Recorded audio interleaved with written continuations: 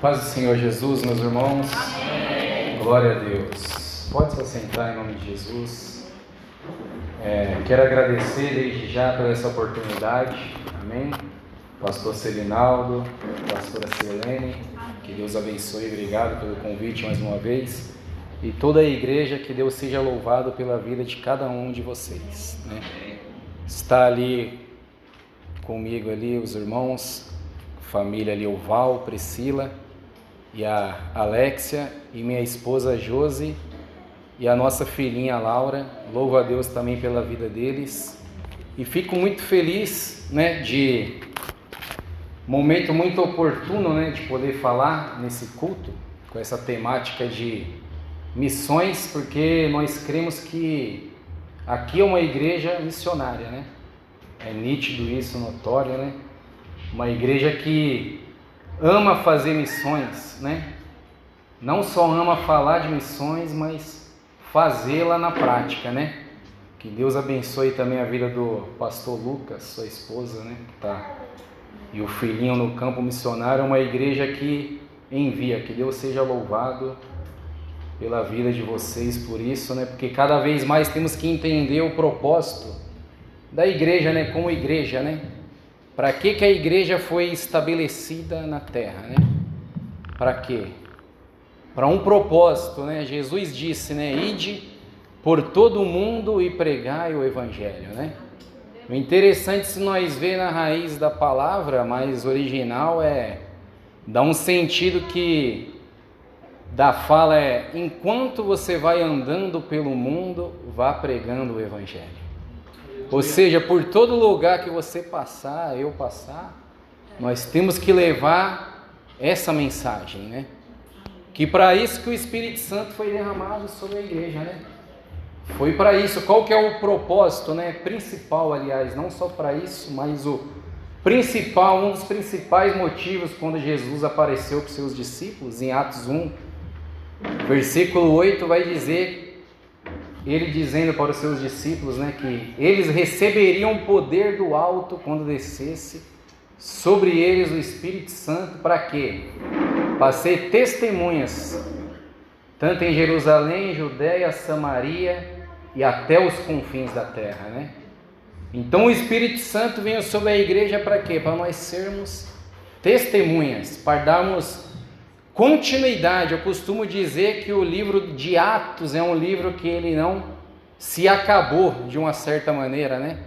É lógico que ele tem os seus 28 capítulos, está aqui na Bíblia, não podemos acrescentar dentro da Bíblia nada, mas de uma maneira contínua da história da igreja, ele não se acabou. O livro de Atos está aberto desde quando o Espírito Santo veio, no dia de Pentecostes se derramou, e Pedro saiu pregando aquele sermão com toda a ousadia, ganhando aquelas almas, e ali se começou o início da igreja. O livro de Atos não acabou. Nós podemos dar continuidade nessa história, né? Para que nós viemos nessa terra? Para que cremos em Jesus? Para dar continuidade nisso. Porque eu costumo dizer por mim mesmo, eu me converti, eu chamo de um campo missionário, que embora não, para mim, depois do dia que eu me converti, eu entendi que era um campo missionário. Era quando eu estava lá como uma pessoa sem Jesus, eu vi aquilo como uma penitenciária, aqui próximo mesmo na penitenciária de Adriano Marrei, os irmãos devem conhecer. Quando eu estava preso lá antes de ter esse encontro com Jesus, eu vi aquilo como uma penitenciária, como algo que eu estava pagando uma pena apenas. Mas no momento que eu levantei a minha mão e diz, eis-me aqui, Senhor Jesus, minha vida é tua. Daquele momento em diante eu entendi que ali era um campo missionário. E que ali era um dos lugares melhores que eu tinha para gastar aquele restante que eu tinha para cumprir pena, para poder fazer missão. E eu costumo dizer, até às vezes nós quando queremos nos comparar, né, com alguém, algum personagem da Bíblia, logo nós queremos se comparar com os melhores, né? Eu me assemelho, eu me identifico bastante com Davi, aquele homem de Deus, guerreiro, ou com Tiago, ou com Paulo, ou com Moisés, né? Eu costumo dizer que eu me identifico bastante com o gadareno, que nem nome ele tinha, né? Gadareno é como a mesma coisa do que se nós vêssemos uma pessoa que nasceu em Ceará, nós chamássemos de cearense, uma pessoa que nasceu em Alagoas, já alagoano, porque ele morava na cidade de Gadara. Logo a Bíblia chama de gadareno, porque ele era um habitante da cidade de Gadara. Então ele nem nome tinha. E às vezes eu comento isso com as pessoas, comentando uma vez com o irmão, ele falou: nossa, mas você se assemelha logo com o gadareno, não tem mais nenhum melhorzinho não? Podia se assemelhar com Pedro, com alguém assim, logo com o gadareno, aquele cara que tinha uma legião de demônios, ficava num cemitério todo doido, você se assemelha com ele. Eu falei: eu me assemelho com ele, né? Uma porque eu não estava no cemitério, né? Óbvio que antes de me converter não tive um encontro com Jesus num cemitério, mas estava doido da mesma maneira, completamente endemoniado, e tive esse encontro com Jesus. E o gadareno, é interessante a história dele, porque quando ele teve esse encontro com Jesus, Jesus ele o manda ir para sua casa, né? Ele rogou, a Bíblia vai dizer que ele começou a implorar para Jesus: Jesus, eu quero ir contigo e tal. O cara acabou de se converter, ele já queria ir para o campo missionário. E Jesus falou: não, vai lá para a tua casa e conta lá para os teus quão grandes coisas o Senhor fez por ti. Mas só que a Bíblia vai dizer que em vez dele obedecer a ordem de Jesus e ir para a casa dele, ele sai pregando em toda a Decápolis, né? Que era 10 cidades. Decápolis era Deca, porque significa 10, e polis, cidades. Era 10 cidades. Então, ou seja, ele acabou de se converter, teve um encontro com Jesus, foi liberto e já fez uma das maiores cruzadas evangelísticas que tem na Bíblia. Um cara que acabou de ser possesso, imagine só. Acabou de ser liberto, que estava possesso, saiu em 10 cidades pregando sobre Jesus. E obviamente que todo mundo que via acreditava, porque até sem ele falar já ia acreditar. Pô, aquele não é aquele cara que andava no cemitério sem roupa, todo se rasgando, quebrando corrente, que ninguém mais queria enterrar ninguém. Imagine só, imagine que ninguém queria enterrar mais ninguém naquele cemitério, porque o cara andava naquela situação. E ele saiu ali e já foi pregando nas 10 cidades. Então eu me assemelho com ele, porque no dia que eu entreguei a minha vida para Jesus, me lembro que foi num culto de manhã, todo dia na penitenciária tinha culto, segunda a segunda, das 10 horas da manhã até as 11h30, 1h30 de culto. Então me converti naquele culto e foi uma coisa muito interessante que eu não me canso de falar, não lembrando da situação que eu passava, mas sim do que Jesus fez, que eu acredito que o maior testemunho não é contarmos o que fazíamos antes, mas o que Jesus fez e o que continua dando frutos após isso. E me converti nesse culto e era das 10 até as 11h30, e meio-dia fechava as celas dentro da penitenciária para poder servir o almoço. Ficava somente aqueles presos que servia, que era responsável de servir o almoço nas celas. E era da meio-dia a 1h abria novamente as celas para os presos sair para o pátio. Então era um momento estratégico de fazer evangelismo, que os presos que já estavam lá, que tinham se convertido, usavam, porque abria 1h as celas. Então os presos usavam como uma estratégia de passar cada dia em uma quantidade específica. Óbvio que não dava para passar em todas as celas, mas passava numa quantidade, fazendo uma oração e deixando uma palavra, porque tinha acabado de abrir a cela. Então alguns presos estavam terminando de se alimentar, ou tinha comido, estava descansando da comida. Então era um momento que conseguia encontrar mais as pessoas dentro da cela.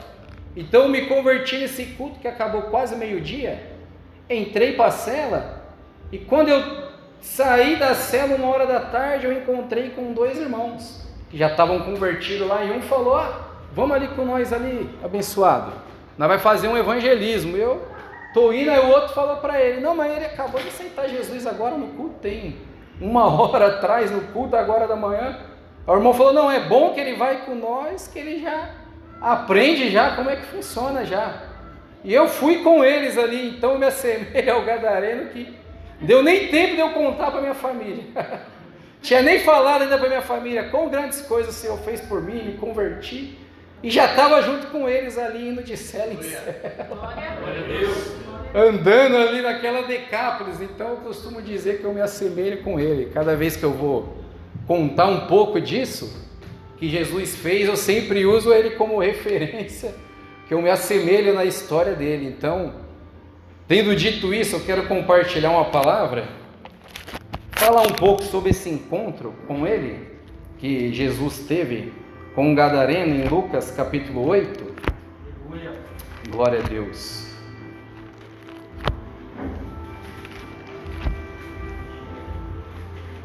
É Lucas capítulo 8, versículo 26.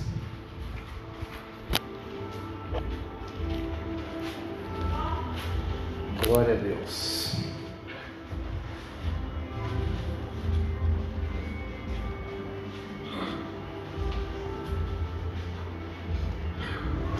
Quem encontrou, diga amém. Amém. Glória a Deus. Diz assim: e navegaram para a terra dos Gadarenos, que está de frente da Galileia. Somente esse versículo, amém? Meus irmãos, veja só, quando nós se falamos de missões, eu contei até um pouco desse testemunho meu, porque quando eu me converti, e ali após ter me convertido, fiquei 2 anos naquele lugar, e rapidamente eu me lembro que eu li a Bíblia ali numa questão de uns 2 meses e já comecei com o coração cheio de alegria, de fervor, de querer ganhar almas, aqueles presos que estavam ali junto comigo.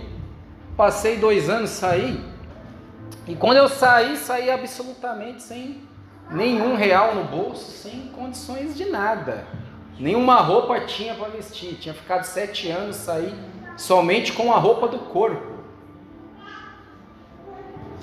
Mas só com um desejo muito grande de poder fazer algo para Jesus, de poder entregar um pouco da minha vida, porque eu pensava comigo mesmo, saí com 26 anos e eu pensava, eu passei desde os meus 12 anos de idade aprontando, fazendo tudo errado, então eu perdi 14 anos da minha vida sem fazer absolutamente nada. Eu preciso agora gastar um pouco desse tempo da minha vida, ou minha própria vida, fazendo algo para Jesus. Mas o que eu vou fazer, sendo que eu não tenho condições de nada? Nem um sapato eu tenho para usar, nem uma roupa, nem nada. O que me aliviou foi que meu cunhado, porque assim, quando nós se converte, tem 2 questões, dependendo de onde nós estivermos congregando, porque às vezes em algum lugar tem aqueles usos e costumes, que você tem que estar de terno, gravata e tudo. Eu costumo dizer, eu falo, quando nós se converte, tem o mais extraordinário, que é entregarmos nosso coração para Jesus, mas depois fica um problema maior, porque agora tem que converter o guarda-roupa, aí é o mais difícil, porque agora precisa de dinheiro, né? Para entregar a vida de Jesus, para Jesus só precisa de fé e o coração aberto. Eu falei, agora precisa de dinheiro para mim. Tá indo de terno, gravado, de onde que eu vou tirar isso? Aí o que ajudou foi que o meu cunhado tinha arrumado um serviço de segurança e não deu certo, ele acabou não indo, já tinha comprado toda a roupa ali, o uniforme, terno preto, gravata e sapato, e era o mesmo tamanho meu, encaixava certinho. Eu falei, opa, então é meu, já era. Agora já estou no padrão, a roupa já tem. Então já dá pelo menos para cultuar e dar uns glória a Deus em algum lugar. Mas aí eu com o desejo de fazer alguma coisa para Jesus, e eu me deparei com esse texto, porque às vezes quando nós pensamos em missões, é lógico que a missões engloba toda uma questão assim no campo missionário, como foi mostrado aqui, mas você vê que a ordem de Jesus é em 4 estágios, né? Que ele diz, seja minhas testemunhas em Jerusalém, Judéia, Jerusalém era a região que estava, Judéia, que fazia parte ali, Samaria, um pouco mais distante, até os confins da terra, ou seja, sem limite, para onde você puder ir e te enviar e você chegar, faça essa missão. E me deparei com esse texto, eu falei, Jesus, para onde que eu vou, o que eu vou fazer? E eu me deparei com esse texto que vai dizer que Jesus, logo após apaziguar a tempestade, ele entra num barco e navega para a terra dos Gadarenos, para Gadara. E o que chama a atenção que vai dizer que estava de frente da Galileia. Ou seja, eles estavam na Galileia e do outro lado do mar tinha essa região chamada Gadara, onde ele encontrou com esse homem endemoniado, conhecido como Gadareno, que estava só uma travessia do barco. E eu me deparei com esse texto e Jesus falou ao meu coração, falou, você não tem condições de ir muito para longe, mas você tem condições de atravessar a sua rua, ir na rua de trás, ir na esquina onde você andava, naqueles lugares anteriores, você consegue ir lá. Então eu entendi, eu falei, meu Deus, muitas das vezes nós ficamos esperando para ir para muito longe. Não que nós não devemos fazer isso que é papel da igreja. Mas por onde nós podemos se começar? Aqueles que não têm condições talvez, ou não têm o chamado de ir para um campo missionário, mas só que foi chamado para alguma coisa. Veja que a Gadara estava de frente da Galileia. E do outro lado do mar, tinha um homem possesso precisando de uma libertação.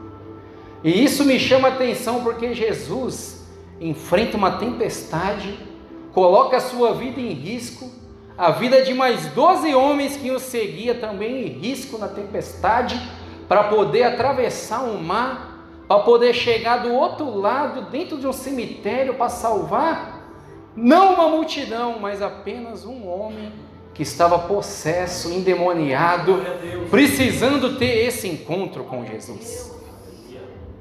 Então, muitas das vezes, o nosso campo missionário pode estar do outro lado da rua, onde nós moramos. Muitas vezes pode estar mais próximo do que nós imaginamos. E muitas das vezes nós se perguntamos, Jesus, para onde eu vou? Ou às vezes temos a ideia, não, quando alguém me enviar para certo lugar, eu vou fazer missão. Mas Jesus nos chama hoje para começarmos dentro das condições e do limite na qual nós temos. Qual que é a condição que nós temos? Talvez alguém pode dizer, mas eu trabalho tanto, eu não tenho nem tempo de estar direito nem na igreja. Como que eu vou entregar a minha vida num campo missionário? Comece a fazer dentro de onde você está, do seu emprego. Eu garanto que na onde nós trabalhamos, na onde nós estamos, estudamos, dentro da faculdade, do curso, que faz da escola, tem alguém que precisa ouvir Jesus. Em qualquer lugar, se nós sairmos, por qualquer lugar por aqui, seja lá em São Miguel, onde nós moramos, em qualquer lugar, eu garanto que qualquer esquina que nós cruzar, nós vamos encontrar um gadareno lá. Vamos encontrar um homem sem Jesus, pode não estar na situação do que ele, manifestado nem nada, mas nós vamos encontrar pessoas oprimidas, pessoas tristes, pessoas deprimidas, pessoas precisando de uma palavra de Jesus. Eu sei porque muita experiência, pela bondade de Deus, passei por isso. Pela essa situação, fazendo nos lugares aqui mesmo. Quando eu saí, montamos um grupo chamado Projeto Inefável, Missões Sem Holofotes, que é um grupo de missões urbanas. Ainda não conseguimos enviar ninguém para longe, para outro lugar, mas é um grupo que nós fazemos missões urbanas. Cultos na praça, evangelismo no hospital, nas cadeias, nos asilos, nos orfanatos. E dentro disso pude ter várias experiências em vários lugares, de chegar e ver pessoas que às vezes nós não imaginamos, pessoas às vezes até boa de vida, numa situação financeira boa, que você olha e fala, essa pessoa não precisa de mais nada. Se eu tivesse a vida dela, o carro dela, tudo que ela tem, estava bem. Mas só Deus sabe o coração. Quando nós paramos para sentar e o Espírito Santo faz, porque só Ele tem esse poder de fazer com que a pessoa abra o coração, nós vamos vendo que a pessoa pode não estar manifestada com um demônio, como estava esse homem, mas está totalmente deprimida, totalmente oprimida, precisando de Jesus. Porque cada ser humano da terra precisa de Jesus. Aleluia. A Bíblia diz que nós fomos eleitos nele antes da fundação do mundo. Então no DNA de cada ser humano, pode ser a pessoa mais ruim que for, mais endemoniada, satanista, pode ser ateu, pode ser a pessoa que for ateia, qualquer nome que for, dentro dela tem o DNA de Deus, tem o sopro do divino dentro dela. Aleluia. Ela só precisa se encontrar e abrir o seu coração e entender que um dia ela foi eleita em Deus antes da fundação do mundo. Veja que privilégio, antes de Deus criar tudo, céu e terra, Ele já tinha nos elegido nele. De maneira que o homem precisa entender aquilo que Paulo disse. E esse é o maior desafio nosso, de transmitir essa mensagem. Paulo disse em 2 Coríntios, capítulo 5, se eu não me engano, versículo 18 e 19, por ali, que Deus estava em Cristo Jesus reconciliando o mundo consigo mesmo. Esse é o maior desafio, de nós levarmos essa mensagem, esse entendimento a cada ser humano, que Deus, através de Jesus Cristo, o reconciliou com Ele, que de maneira Paulo vai dando continuidade dizendo: eu rogo-lhes para que vocês se reconciliem com Deus por meio de Jesus. Que de maneira que no brado de Jesus, quando ele disse está consumado, Deus já se reconciliou com a humanidade, fazendo as pazes. Agora nós precisamos levar essa mensagem para que cada ser humano entenda que um dia Jesus pagou o preço, e como a Bíblia diz que Deus quer, que o desejo de Deus é que todo ser humano chegue ao pleno conhecimento da verdade. Então esse é o maior desafio da igreja nesses tempos. Veja só, nós vivemos tempos maus, e eu louvo a Deus porque aqui é uma igreja que entendeu o chamado de Deus, de fazer missões, e é um privilégio, porque pouco nós se vê, né, pastores? As igrejas falarem, pelo menos falarem, nem fazer, e nem falarem, incentivarem as pessoas a fazer missões. Parece que se esqueceram do principal propósito. Veja só, ainda mais nesse mês de outubro, que está uma loucura só, eleição, toda essa coisa, o povo só falando de política para lá e para cá, que se esquece do propósito principal de Deus.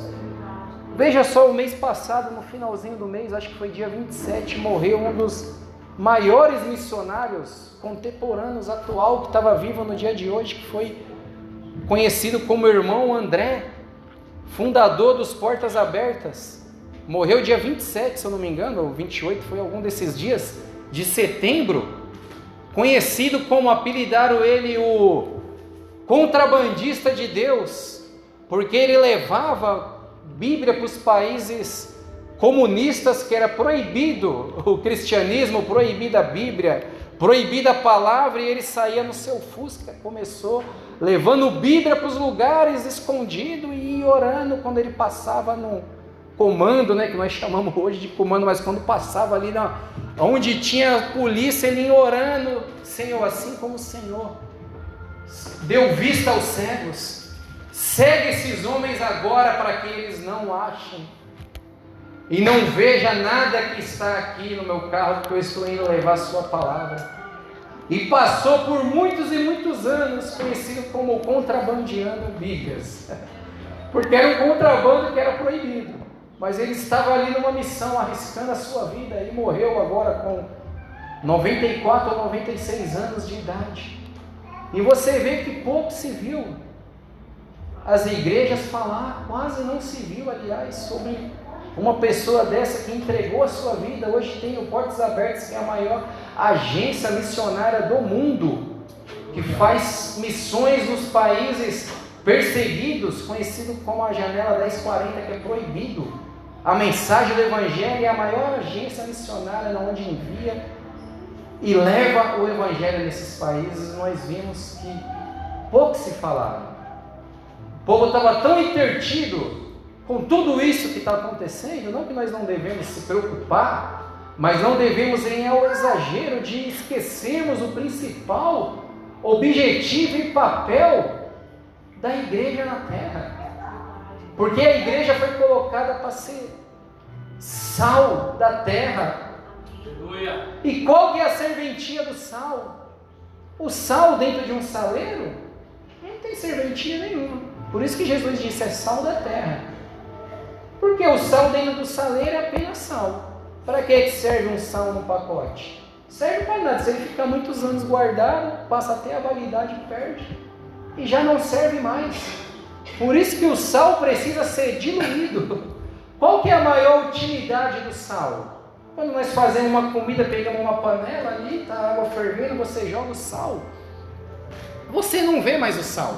Você já notou que interessante que nós só enxergamos sal quando o sal está no saleiro. Mas quando nós jogamos na comida para temperar, o sal ele some, ele se dissolve. E já logo não se enxerga mais. Mas o resultado nós podemos ver quando nós degustamos e comemos daquela comida, nós provamos e sabemos que foi colocado sal. Foi para isso que Jesus nos colocou, para ser sal da terra, para podermos se diluir no mundo de maneira que ainda que ninguém nos identifique como um cristão ou como alguém que professa a fé, mas que na onde nós passarmos, nós podemos dar gosto às vidas desgostosas, podemos dar tempero àqueles que não têm gosto nenhum. Aleluia. Glória a Deus. Porque foi para isso que Jesus nos chamou, luz do mundo, para iluminar o mundo que jaz do maligno. Veja que Deus é um Deus missionário, a Bíblia diz, Ele enviou o seu Filho. Veja só que Deus é o maior agente de missões. Ele enviou Jesus para uma missão. Então você vê o Deus missionário. Desde o princípio de Gênesis você vê o Espírito Santo sendo enviado na terra. E ali nós podemos ver uma figura daquilo que a igreja foi chamada. Porque a Bíblia vai dizer que o Espírito Santo pairava sobre a face das águas e a terra era sem forma, vazia, em trevas e no profundo abismo. Veja só os 4 estágios da vida de um ser humano sem Deus. Ele anda em trevas, ele anda vazio, e ele anda no mais profundo, caminhando a cada passo no mais profundo abismo. Mas você vê que o Espírito Santo estava pairando, como um missionário pairando, trabalhando a terra, até Deus dizer, haja luz, e houve luz. É para isso que eu e você fomos chamados, que a igreja fomos chamados, para ir nos lugares das trevas, para ir nos lugares das pessoas vazias, para ir nos lugares das pessoas que estão caminhando no abismo, para que possa ter esse haja luz. Porque Deus é o maior agente de missões. O Espírito Santo ama missões. Você vê no livro de Atos, cada vez o Espírito Santo dizendo, interessante que no Antigo Testamento você vê os homens lançando sorte, né? Através do Urim Tumim eles lançavam a sorte e saía a vontade de Deus. E eles sabiam aquilo que Deus queria. Mas no Novo Testamento você já não vê mais isso, você vê. E o Espírito Santo separou Paulo e Barnabé para uma obra. E o Espírito Santo disse, vai à rua direita que lá tem um homem chamado tal. E o Espírito Santo os enviou. E o Espírito Santo veio. E o Espírito Santo levou. Você vê o Espírito Santo agindo como o maior agente de missões, de maneira que o livro de Atos não deveria ser o nome Atos dos Apóstolos, porque não foram os apóstolos que, eles foram apenas o instrumento a ser usado, mas os atos ali contínuos eram todos do Espírito Santo, de maneira que até os teólogos estudiosos, ao invés de chamar Atos dos Apóstolos, eles chamam Atos do Espírito Santo, porque é o Espírito Santo agindo por meio de uma igreja imperfeita, com homens cheios de falha, com Pedro que negou Jesus, com o Tiago que estava junto com João, querendo fazer descer fogo do céu e consumir os samaritanos quando estava andando com Jesus, mas você vê que depois que o Espírito Santo vem, começa novos homens, começa novas mulheres com uma missão. Então é para isso que Jesus nos chamou.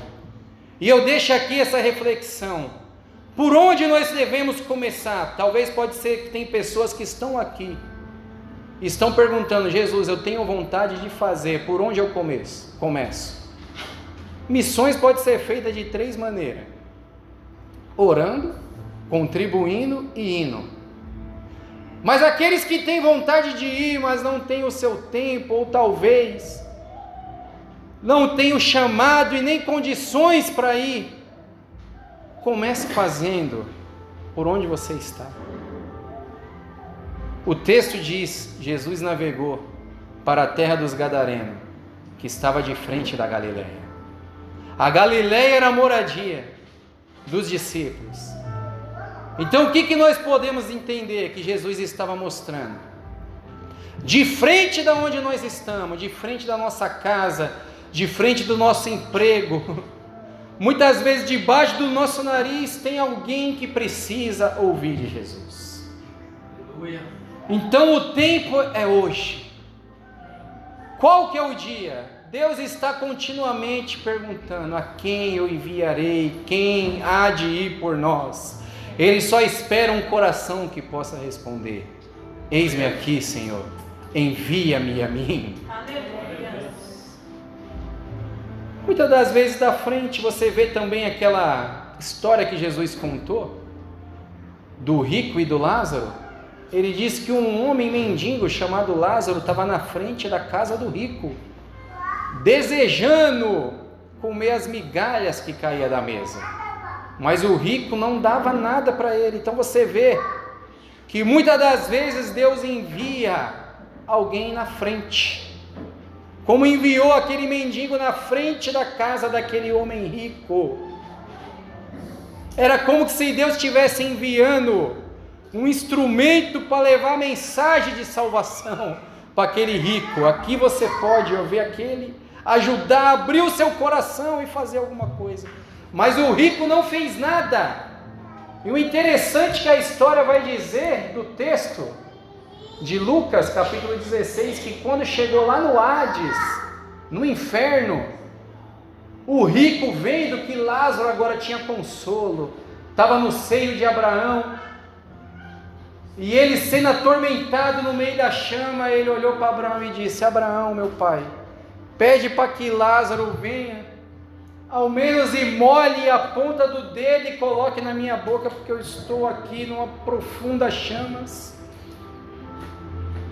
E ele disse para Jesus: Jesus, eu tenho 5 irmãos. Olha só, o cara não fez missão em vida. Depois de morto no inferno, ele queria ser o missionário do inferno. Ele disse: Senhor, eu tenho 5 irmãos lá. Me manda para lá, para que eles acreditem na mensagem e não venham para cá. O cara não foi missionário, nem na frente da casa dele, que estava lá um mendigo. Ele não quis fazer missão nem na calçada da casa dele. Agora, no inferno, ele queria ser ungido e enviado a missionário. Então, qual que é o tempo? O tempo é hoje. Na frente da minha e da tua casa, na onde nós caminhamos nos lugares que aparentemente é comum, pode ter certeza que tem um gadareno, tem um Lázaro, tem alguém clamando por uma mensagem. E o que nós precisamos fazer? Apenas dizer: eis-me aqui, Senhor, envia-me a mim. Amém, meus irmãos? Então deixa essa reflexão, sabendo, como eu disse, que aqui é uma igreja que faz missão, que entendeu o chamado. Então eu não estou aqui para dizer que precisam entender, porque já entenderam. Estou apenas deixando uma reflexão, uma mensagem para nós que temos desejo de fazer algo, mas não conseguimos ir, como foi o missionário Lucas e sua família para lá. Por onde nós podemos fazer? De frente da nossa Galileia. Tem algum gadareno precisando de uma mensagem? Amém? Amém. Você pode fechar os seus olhos para orar junto comigo? Senhor, meu Deus e meu Pai, Espírito Santo da verdade, Senhor, debaixo da Tua palavra, meu Pai, ó Senhor, sabendo, Senhor, que o Senhor nos chamou para uma grande obra, meu Pai. Senhor, sabemos que não estamos aqui por acaso, Senhor. Sabemos que não estamos aqui em vão, Senhor. Cada pessoa que aqui está, Senhor, foi chamada como um propósito, Senhor. Com um propósito estabelecido dentro do Seu reino, Senhor. Uns vão ir, uns vão enviar, uns vão ser os contribuintes, Senhor. Uns vão ser o administrador, uns vão ser aqueles que apacentam, uns vão ser o que evangeliza, uns vão ser o que ensina, que forma, Senhor. Mas não nos deixe de braço cruzado, Senhor. Não nos deixe ficar, Senhor, como aquele homem rico, Senhor, desperdiçando, Senhor, as migalhas, desperdiçando, Senhor, aquilo que o Senhor nos deu, sabendo que há muitos Lázaros, há muitos gadarenos, Senhor. Senhor, muito perto de nós, esperando, Senhor, uma mensagem, esperando um abraço, esperando uma palavra, Senhor, esperando, Senhor. Então nós pedimos, Senhor, continua abençoando a Sua igreja, Senhor. Continua dando condições espiritual, financeira, envia recursos, envia, meu Pai, patrocinadores, Senhor. Envia pessoas, meu Pai, que têm condições, aqueles que também não têm condições, mas que têm desejo, meu Pai, de fazer no Seu pouco, Senhor. Nós pedimos a Ti, Senhor, envia, Senhor, colaboradores, envia missionários, Senhor, porque grande é a seara, Senhor, mas são poucos os ceifeiros, meu Pai. E nós queremos ser um desses poucos, meu Pai. Senhor, nós queremos, meu Pai, naquele grande dia ouvir de Ti: senta à minha direita, benditos do meu Pai, porque eu tive fome, Tu me deste de comer, eu tive sede, Tu me deste de beber, eu estive preso, enfermo, e Tu foste me visitar. Senhor, não nos deixa ser como aquele levita e sacerdote que passa de lado, vendo um homem caído, quase morto, mas nos dá o coração, Senhor, e o espírito daquele bom samaritano, meu Pai, que se compadece de íntima compaixão, ao ponto de gastar os seus recursos, Senhor, para poder socorrer o caído, Senhor.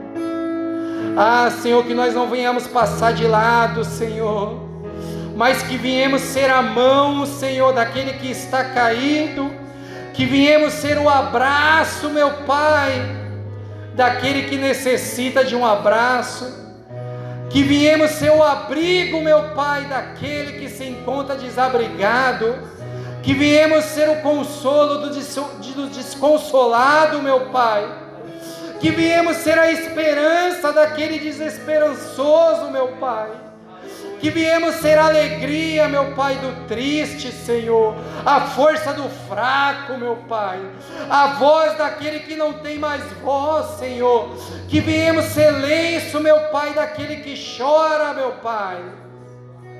Envia-nos, meu Pai, eis-me aqui, Senhor, que podemos ser como Isaías, meu Pai, de rasgar o coração e dizer: Senhor, envia-me a mim, Senhor. Meu Pai, envia a Tua igreja, Senhor. Sabemos que vivemos tempos maus, meu Pai, mas sabemos que ainda há uma igreja lavada, comprada e remida pelo Teu sangue, meu Pai, que não se vende, não se corrompe, meu Pai, porque entendeu o propósito para o qual foi chamado, meu Pai. Perdoa-nos, meu Pai, de muitas vezes não termos pegado o nosso barco e enfrentado a tempestade para socorrer os gadarenos, meu Pai. mas ainda temos oportunidade, meu Deus, porque estamos aqui hoje, Senhor. Ainda temos chance de fazer algo, meu Pai. Então deixe, meu Pai, nós gastarmos as nossas vidas, meu Pai, em prol a Ti, em prol do Teu reino, Senhor. Meu Pai, abençoa a Tua igreja, abençoa os pastores, abençoa o departamento de missões, abençoa o pastor Lucas, meu Pai, a sua esposa, o seu filho, aqueles que estão sendo preparados para ser enviados, meu Pai. Abençoa, dando graça, Senhor, unção, ousadia, meu Pai, e poder do alto, meu Pai. Em nome de Jesus, meu Pai, é o que nós pedimos a Ti, e demos graça, Senhor, porque Tu nos chamou para uma grande obra, meu Pai, e não vamos parar, Senhor, no nome de Jesus. Se você crê nisso, dê uma salva de palmas para Jesus, porque é maravilhoso.